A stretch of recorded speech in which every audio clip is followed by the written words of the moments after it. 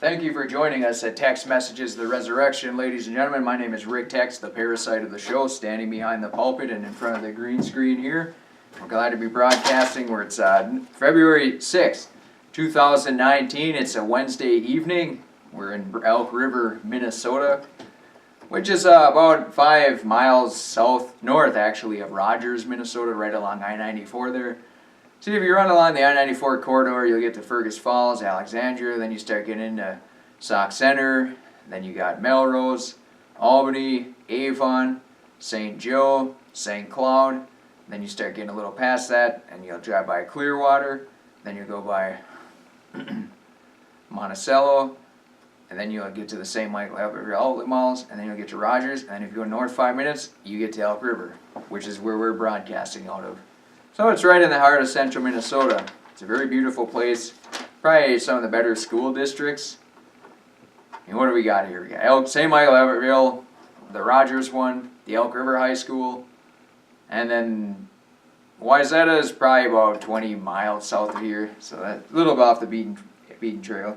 Then there's the Anoka High School, Champlain Park. They're all within probably 20 miles of here. So yeah, there's great school system, great place to raise a family and all that. So it's a great community, and we're gonna try to make it great again. Now, as you can see, one of the problems that I have, and I'm trying to correct it, is every show I make, I give an announcement or an on-air production meeting that's usually not relevant unless you've sequentially been listening to the show, which is understandable that nobody probably does. So, say for example, our 5 last shows had poor video quality, which was intentional, and then this show or the previous one has good video quality, and then I make sure to point that out because we're experimenting with some things. So it doesn't really seem very necessary because in my mind, I've done every single show, so I'm just continuing the chronological progression of the sequestration of building the show, adapting to the changes that we need to make. So for me, it's more maybe so at some point when we need to try to find ways to improve the show that we can kind of look back and then just listen to the first 2 or 3 minutes of the show to get a good idea of the direction of it. So it is a little bit unorthodox and off the beaten path, and it's kind of letting you behind the curtain a little bbit. But we don't really mind doing that because in all honesty, there is a lot of coerciveness and deception in the world, and that's not what we're here to do. We do have an agenda, though. We definitely want people to be healthy, informed, and entertained. So that's really our whole goal. Healthy, entertained, and nutrition, and nutritious. So getting into that topic, what we wanted to talk about today, I came across a news article. It said whey protein for breakfast helps diabetics lose weight safely and effectively. Now, unfortunately, the standard diet plagues us with inflamed muscles, joints, suffocating cellular energy, weakened immune system, disrupting hormone levels, constricting blood vessels, restricting blood glucose and regulation, and restricting blood glucose regulation. See, the hormones in the gut naturally control insulin levels with proper nutrients, which involves controlling type 2 diabetes. Now, people with type 1 diabetes, then their pancreas just doesn't really produce that much insulin in the first place, which is why they inject a lot of it after they eat meals with a lot of carbohydrates. Now, the ketogenic diet for anyone with type 1 or 2 diabetes would probably be great, and it's probably just great for anybody in general. But some of us have other issues too. Now, what they found is that, so there's 3 groups. There's a study done here. They had 3 groups, and they ate the same amount of calories. One of the groups had a breakfast of tuna, soy, and eggs as the main source of protein.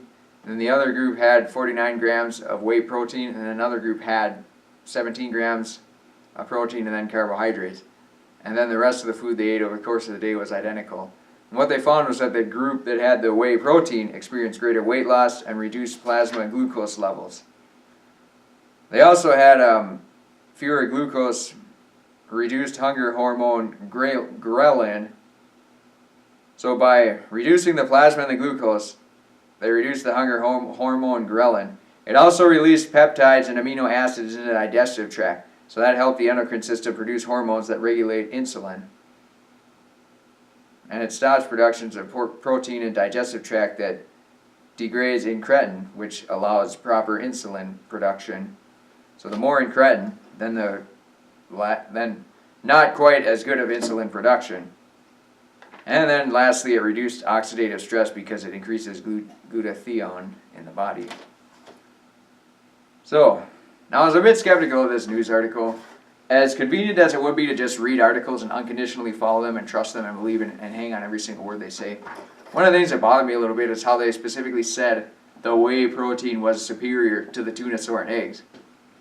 Now, the first thing that I gathered from this article is that the protein is essentially what's helping them out here. But what they wanted to reiterate is that it's the protein supplementation as opposed to the protein in and of itself that helps you out, because the tuna, soy, and eggs group did not apparently benefit as much as the whey protein group. Now, it's very worrisome when you read something like that, because essentially they are probably trying to sell you the supplement of whey protein. So you absolutely have to look out for that, ladies and gentlemen. See, there's some people that do things and then they believe in what they're doing, and then they also sell things to continue that belief in what they're doing.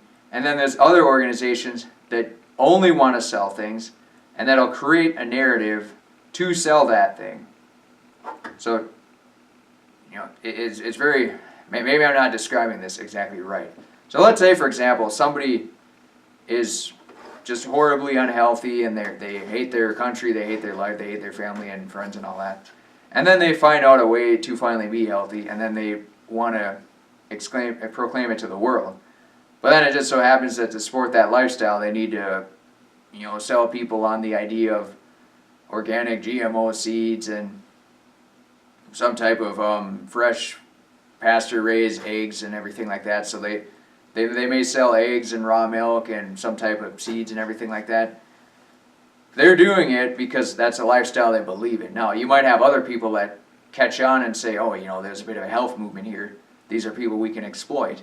But we don't really want to put in the effort to actually grow food or raise animals in a responsible way.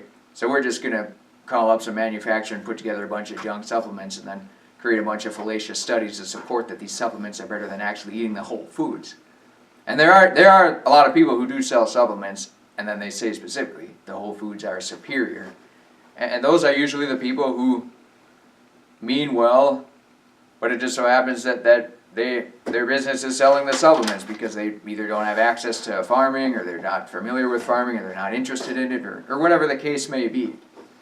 So it's very important to read these studies to actually know and understand the background and who's funding it. And that pretty much goes with any type of research. Knowing who's funding it, where the money is coming from. Follow the money is what the former governor of Minnesota used to say, one of the greatest governors of all time.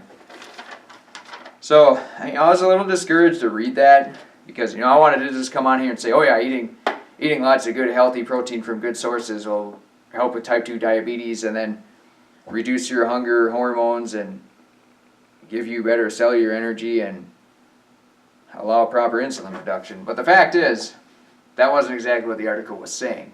So it sort of left a sour taste in my mouth, and I just had to expunge that sour taste and inform you, the ladies and gentlemen at home, that you always need to peek behind the curtain every once in a while to see what exactly is going on back here, rather than just putting faith and trust in everything you see. Now, that being said, ladies and gentlemen, we're coming up to the edge of this show here, and we absolutely appreciate your patronage, that you allow us into your home or into your airwaves, and we couldn't be more thankful. Without you, we are absolutely nothing. So we salute you, and good night. We'll more than likely be back tomorrow, but we'll see.